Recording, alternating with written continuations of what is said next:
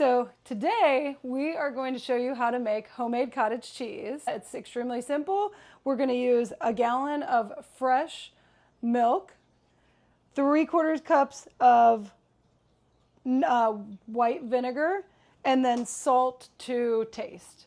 So take your milk and we are going to pour it into a large, heavy pot. We're going to get that going to 190 degrees. And then some other tools that you're going to need, and I like to kind of have things ready to go. A spoon, a wooden spoon works really well for stirring occasionally. Instant read thermometer to let us know the 190 degrees and when that happens. And then unbleached cheesecloth and a colander. So we start with pouring the milk into our heavy pot. Oh, hopefully you guys saw that. I'm gonna have to get that out. The little cat toy ring came right off inside. It's a good thing this is just for me and my husband. Put my hands in it. All right, so I'm gonna get this going. It's very important that we do not heat it more than 190 degrees. So it's really important that we are heating this slowly. We don't want to heat it too quickly or the process won't work. The other thing that you want to make sure that you do is not overheat it. So if you do heat this too quickly, you could just take it off and cool it and then bring it back to the burner. Right now I have it set just below medium. And stirring occasionally when you're doing that, drag across the bottom so that the milk is not burning. Okay. We're getting close now, so we're going to keep an eye on the temperature here. We're finally crested that 170, and as a reminder, we need it to get to 190.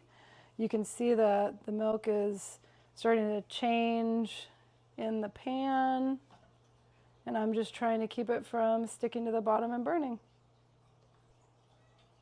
All right, we are at 190, so now we're going to turn the heat off, remove your pot from the heat.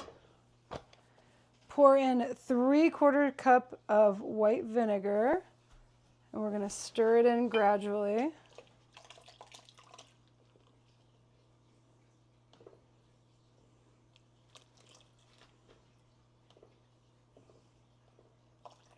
Okay.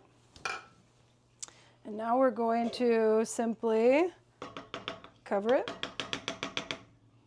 let it sit for 30 minutes.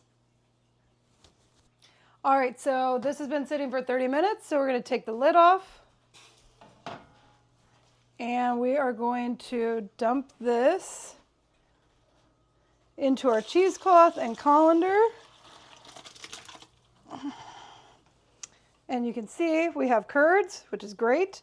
We're going to let this sit now and drain for 15 to 30 minutes, depending on how large or small you want the curds, how dry you want it. So we're going to start with 15 minutes and then we're going to check it after that. Okay, so the cheese is drained and you can come over here and take a look. So we've got it in a cheesecloth colander and it is pretty much stopped dripping. So this leftover byproduct is called whey. I do recommend keeping that, so we keep it in a quart jar. You can use it for smoothies. You can feed it to animals like chickens. If you're raising pigs, they love it. It's also good to put in your garden. So we always keep that as a byproduct. Next, we're going to take our cottage cheese and wrap it up, kind of squeeze it out, wring it a little bit. It's a little warm still. And we're just going to run some water over it. And what we're doing here, and it's cool water, is just letting the water run through it. We're rinsing off that vinegar taste. Okay? And then we're going to take our cottage cheese and unroll it into our spare bowl. Get all the good little pieces of cheese out of there. And then you're just going to season it. You can stir it up. If you like the curd size, you can kind of leave it and just stir it around. We're going to do 1 teaspoon of salt. And then we are going to just stir it around a little bit.